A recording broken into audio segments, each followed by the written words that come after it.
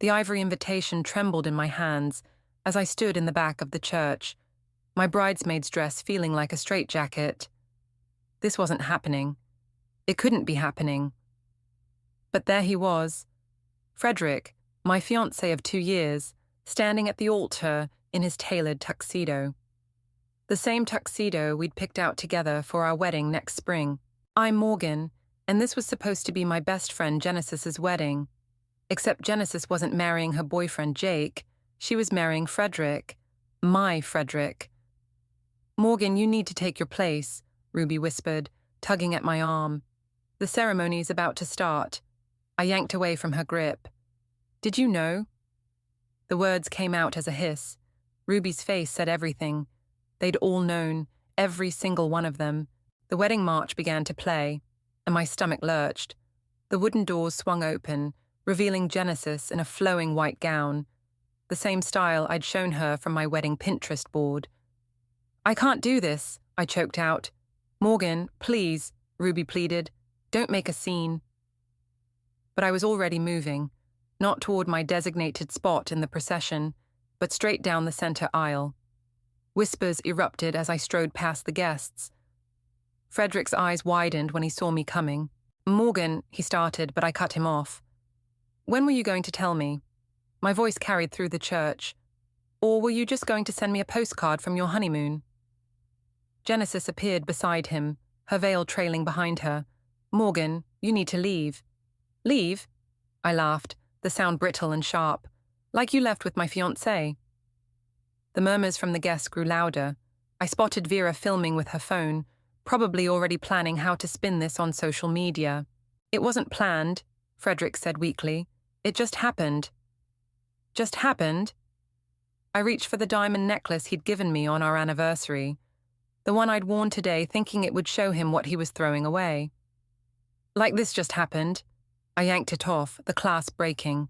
The diamonds scattered across the altar steps like drops of ice. "You two deserve each other," I spat, turning to face the shocked congregation. "Ladies and gentlemen, I apologize for interrupting, but I thought you should know what kind of people you're here to celebrate." My brother Cade appeared at my side, his hand gentle but firm on my arm.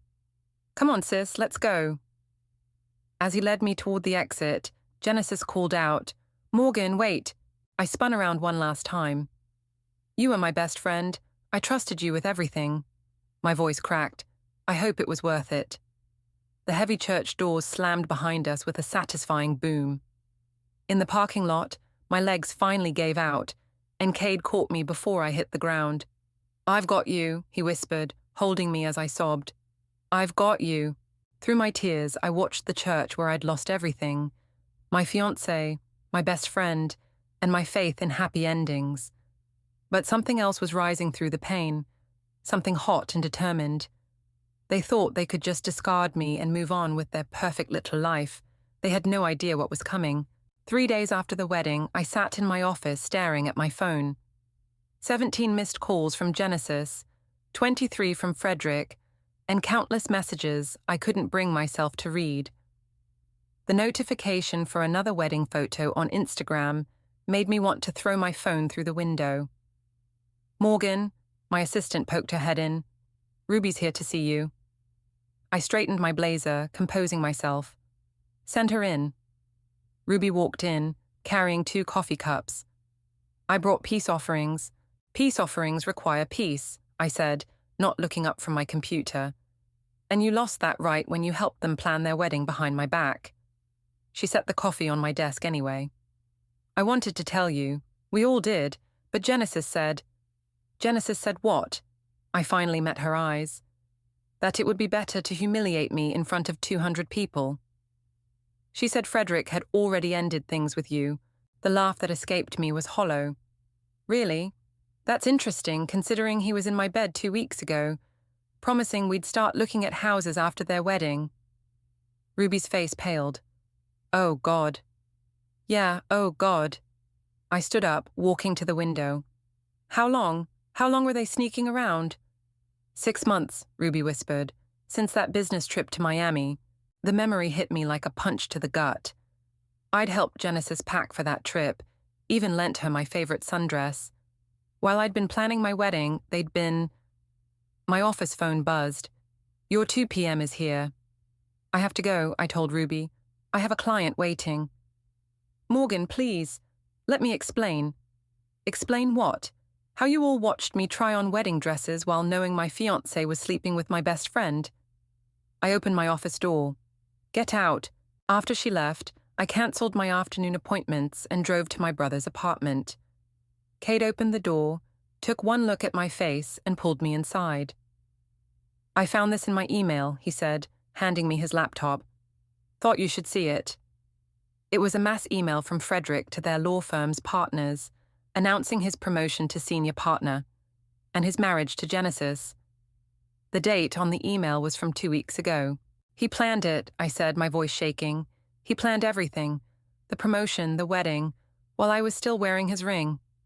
Cade sat beside me. "What are you going to do?" I closed the laptop, my mind racing. Frederick had always been ambitious, climbing the corporate ladder with calculated precision. And Genesis, she'd used our friendship to get exactly what she wanted.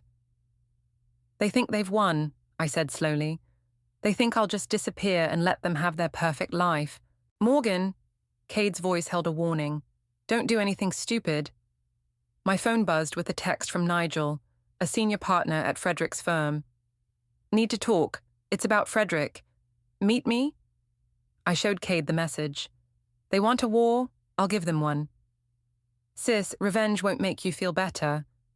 "Maybe not," I replied, grabbing my purse. "But it's going to make them feel a whole lot worse."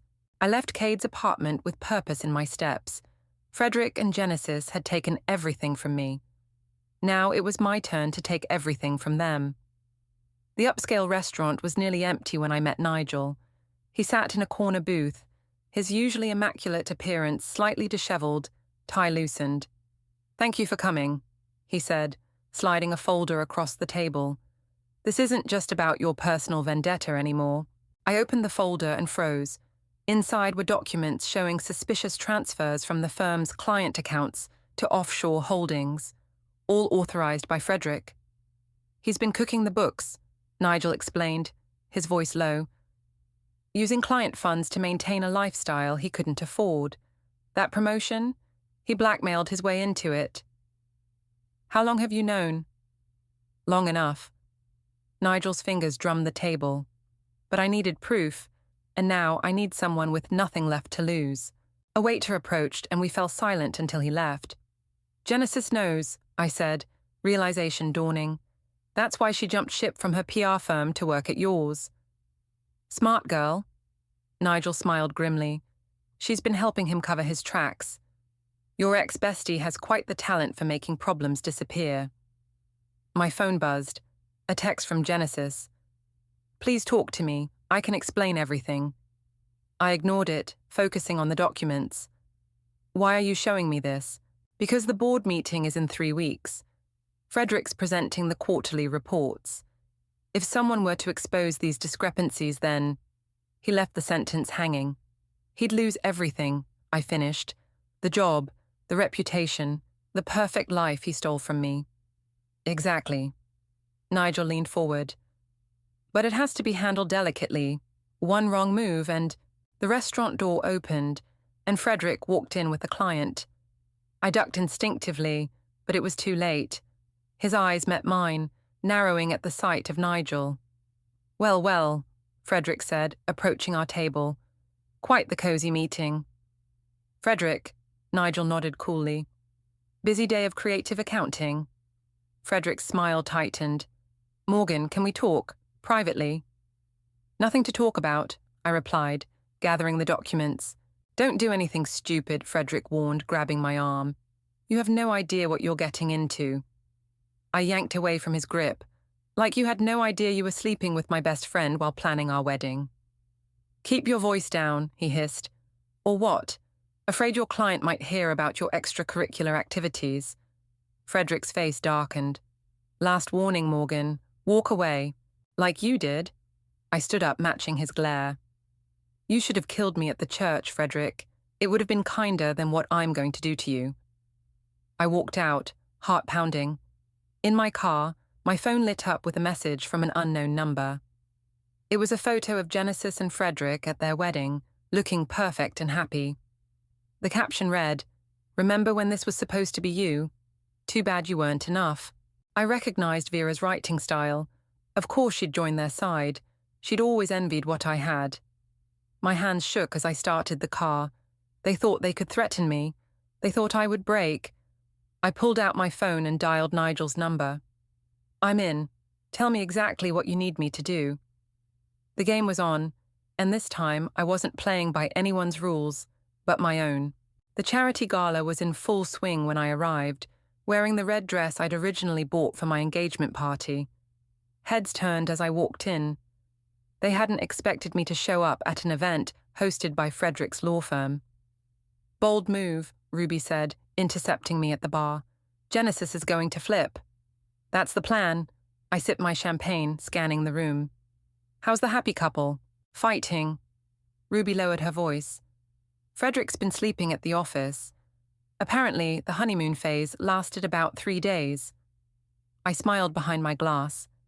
The anonymous tip I'd sent to the firm's ethics committee was already causing waves. Frederick's late nights weren't about work, they were damage control. "Morgan." Vera appeared, her phone permanently attached to her hand. "Didn't expect to see you here." "Still crying over Frederick?" "Actually, I'm here on business." I nodded toward Nigel, who was chatting with the board members. Some of us have careers beyond Instagram stories. Vera's smile faltered. Before she could respond, Genesis approached, wearing a designer dress that probably cost more than her monthly salary. "We need to talk," Genesis said, gripping my arm. "Now." She dragged me to a quiet corridor, her perfect composure cracking. "Whatever you're doing with Nigel, stop it. I have no idea what you're talking about." "Cut the act." Genesis's voice shook. "The ethics committee is investigating Frederick's accounts. They're freezing assets, questioning decisions. Do you have any idea what you're risking?" "Do you?" I countered. "Because from where I'm standing, you're the one who married a man who's about to lose everything." "He loves me," Genesis insisted. "We didn't mean to hurt you." "Right. You just accidentally fell into my fiancé's bed for 6 months. A commotion from the main room interrupted us. Frederick's voice carried through the corridor, raised in anger. We rushed back to find Frederick confronting Nigel, their faces inches apart. "You think I don't know what you're doing?" Frederick shouted. "Using Morgan to get to me?" "Frederick, please," Genesis pleaded. "Not here." "Stay out of this," he snapped at her. "This is your fault too. If you'd just kept your mouth shut about Miami." The room fell silent. All eyes turned to me. "Miami?" I asked, my voice carrying. "You mean the business trip where you two first got together? While I was at home, planning our wedding?" Frederick's face paled. He hadn't realized I knew. "Morgan," he started, but I cut him off. "No, please, continue. Tell everyone how you used client funds to pay for your little rendezvous. I'm sure the board would love to hear about it." Gasps rippled through the crowd. Frederick lunged toward me, but Cade appeared from nowhere, stepping between us. "Touch my sister," Cade warned, "and I'll end your career right now." Frederick backed away, his carefully constructed world crumbling around him.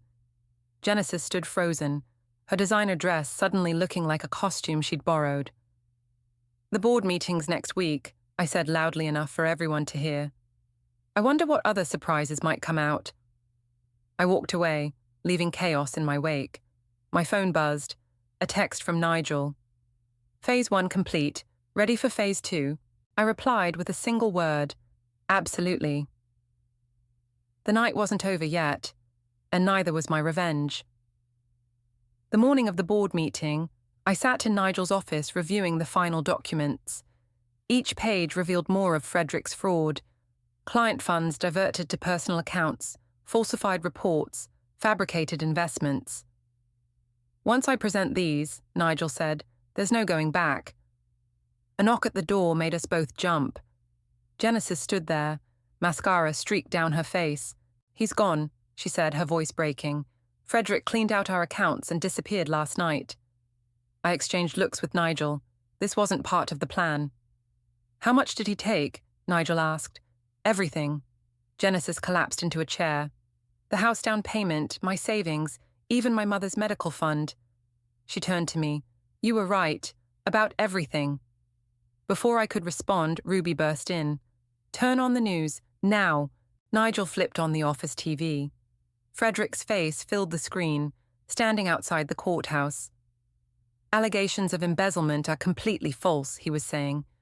This is a vindictive attack orchestrated by my ex-fiancé, Morgan, and my former colleague, Nigel. They conspired to frame me after my marriage to Genesis. That lying bastard, I seethed.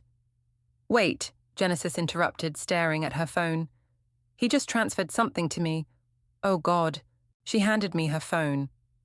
There was a video of me and Nigel at the restaurant, planning our takedown. Frederick had recorded everything. He's going to make it look like we set him up, Nigel realized. My phone rang. Cade. Sis, the police are at your apartment with a warrant. The room spun. Frederick had outplayed us all. I have to go, Genesis said suddenly. There's something you need to see. She dug through her purse, pulling out a USB drive. Frederick kept records of everything, his real records. I found them last week, but I was too scared, too stupid to do anything. Why give them to us now? I asked. Because he didn't just betray you, she replied. He betrayed me too, and I want him to pay. Nigel plugged in the drive. Documents filled the screen, the real evidence of Frederick's crimes, including emails proving he'd blackmailed his way into the partnership.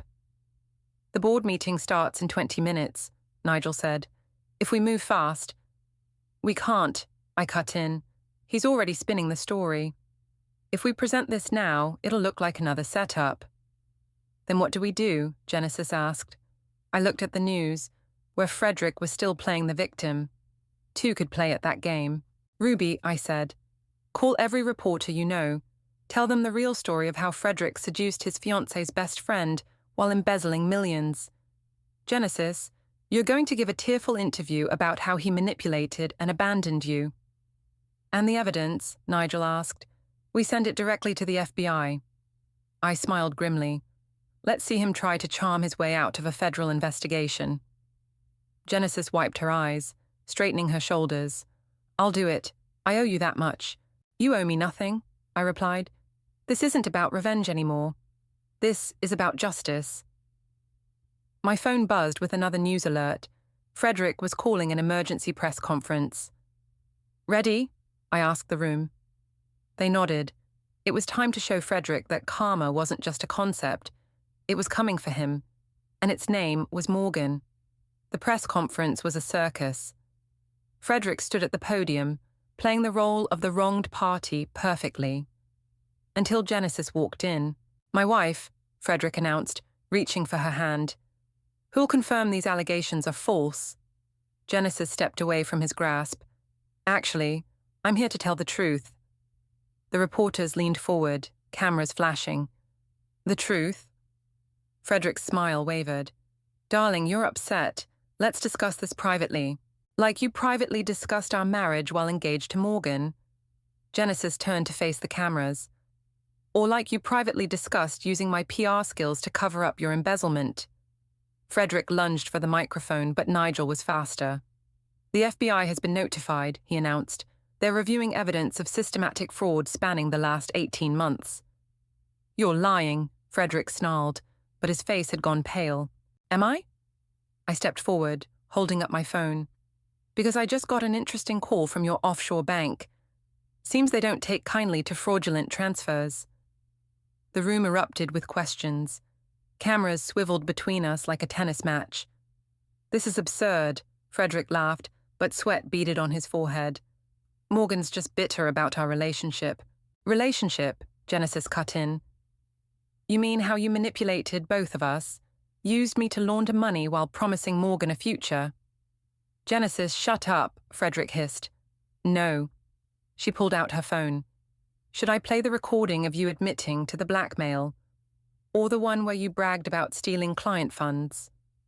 Frederick's composure cracked. He grabbed Genesis's arm roughly. Don't touch her, I warned. Or what? He sneered. You'll cry about losing me again. No, said a new voice, but I'll arrest you for assault. A detective stepped forward, badge glinting. Frederick Lane, you're under arrest for financial fraud and embezzlement. As the officers led Frederick away, he shouted, "This isn't over. You have no proof." "Actually," Vera called from the back, her phone raised, "I just live-streamed your entire confession, including the assault. My followers are going to love this." The reporters swarmed us as Frederick disappeared into a police car. "Miss Stevenson," one called out, "did you plan this?" "No," I replied honestly. "I planned revenge." But Frederick's own actions brought him down. Genesis touched my arm. "Morgan, Not now," I cut her off. "We're not friends. We might never be again. But we did the right thing." "The firm will need new leadership," Nigel mentioned casually. "The board's meeting tomorrow to discuss options." "Convenient timing," I remarked. He shrugged. "Justice works in mysterious ways." My phone buzzed. A text from Cade. "Dad would be proud of you, sis. You fought fair." Fair wasn't the word I'd use, but as I watched the news vans pull away and saw Frederick's face plastered across every screen, I felt something unexpected. Emptiness. "You okay?" Ruby asked, appearing beside me. "I thought this would feel better," I admitted. "Revenge usually doesn't," she said. "But tomorrow might." "What's tomorrow?" "The day you start living for yourself instead of proving something to them." I looked at the chaos we'd created, the reporters, the police, the shattered remnants of Frederick's perfect life. It wasn't satisfaction I felt, it was freedom.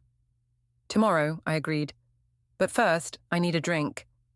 1 month after Frederick's arrest, I sat across from him in the prison visiting room. He looked smaller in his orange jumpsuit, his perfect hair disheveled. "Come to gloat?" he asked. "No, I came to return this." I placed his engagement ring on the table. "I found it while packing up my apartment." "Moving?" "Got offered a partnership at a firm in Chicago." I leaned back. "Turns out exposing financial fraud gets you noticed." Frederick's jaw tightened. "You ruined my life." "You ruined your own life," I corrected. "I just exposed the truth." "The truth?" He laughed bitterly. "The truth is, you were never enough. Too focused on your career, too principled. Genesis understood ambition." "Genesis testified against you," I reminded him. "She's getting immunity." His face darkened. "She betrayed me." "Karma's funny that way." A guard approached. "Time's up." I stood, but Frederick called out, "Wait! There's something you should know about Nigel." "Save it," I cut him off. "Your games don't work anymore." Walking out of the prison, I found Genesis waiting by my car. "How is he?" she asked. "Exactly what you'd expect." I unlocked my door, still trying to manipulate everyone. "Morgan, wait." She grabbed my arm. "I know I don't deserve forgiveness, but—" "You're right, you don't." I turned to face her, but I'm not angry anymore. I'm just done. "I miss my best friend," she whispered. "Your best friend died the day you chose him over her." My phone rang. "Nigel." "The board approved your recommendation," he said when I answered. "Ruby's getting the promotion." "Good, she deserves it." I smiled, remembering Ruby's loyalty during everything. "How's the new CEO position treating you?" "Better than prison's treating Frederick," he chuckled. "Speaking of which, Vera's story about his downfall just got picked up by national news." "Of course it did." I glanced at Genesis, still hovering nearby. "I have to go. Chicago firm wants to finalize details." "Morgan," Genesis tried one last time. "Please." I paused, hand on my car door. "You know what the worst part was? Not losing Frederick. It was losing my best friend months before I even knew it. You watched me plan my wedding while sleeping with my fiancé. That kind of betrayal doesn't get a second chance." Tears streamed down her face. "I'm so sorry. I know you are. But sorry doesn't fix everything." Driving away, I called Cade. "It's done," I told him. "Last loose end tied up." "How do you feel?" "Like I can finally breathe." I turned onto the highway. "Want to help me pack this weekend?" "Already booked my flight," he said. "You're doing the right thing, you know. Fresh start. The Chicago skyline filled my mind. New city, new firm, new life. No more Frederick, no more Genesis, no more revenge plots. Yeah, I agreed. For the first time in months, I'm doing something for me. The sun was setting as I drove home, casting long shadows across the city I'd soon leave behind. Sometimes winning isn't about destroying your enemies. Sometimes it's about walking away and building something better. Tomorrow, I'd start packing. Tonight, I'd celebrate my freedom. Alone, but finally, completely at peace. The Chicago wind whipped around me as I stood on my office balcony, reading the email that had just arrived. Frederick had pleaded guilty to all charges, accepting a 7-year sentence. My phone buzzed. Ruby. Have you seen the news? Just reading it now. Genesis is moving to London, she said. Apparently she got offered a crisis management position. Ironic, right? I smiled despite myself. How's the firm? Different. Better. Nigel's actually implementing those ethics reforms you suggested before leaving. A knock at my door interrupted us. My assistant poked her head out. Your brother's here. Cade waited in my office, holding up a bottle of champagne. Thought we should celebrate. Frederick's plea deal isn't exactly celebration material, I said, but accepted a glass anyway. I'm not talking about Frederick. He handed me an envelope. This came to my place. Figured you'd want to open it yourself. Inside was a check, my share of the recovered funds Frederick had stolen, along with a letter from the FBI thanking me for my cooperation in exposing the fraud. Karma's got a sense of humor, Cade said. He stole your wedding fund, and now it's paying for my new life. I set the check down. But that's not why you flew here. No. He pulled out another envelope. Mum's cancer is back. She's asking for you. My hand trembled as I took it. I hadn't spoken to our mother since she'd sided with Frederick, claiming I must have driven him away. She was wrong, Cade said softly. She knows that now. My office phone buzzed. Your next client is here. Go, Cade urged. We'll talk tonight. The client was a woman about my age, clutching a familiar-looking folder. My husband's stealing from our company, she said without preamble. I need someone who understands both the legal and personal implications. I studied her face, saw the same mix of betrayal and determination I'd once felt. Why did you choose me? I asked. Because you took down Frederick Lane, she replied. Because you proved the truth matters more than revenge. I opened my laptop. Tell me everything. Later that night, over dinner with Cade, I read our mother's letter. Her words were simple. I should have believed you. I should have been there. What are you thinking? Cade asked. I'm thinking about cycles, I said. About how betrayal breeds betrayal until someone chooses to break the chain. And have you broken it?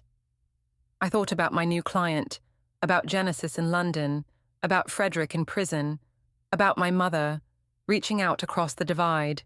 I'm not angry anymore, I realized. I'm just ready to build something new.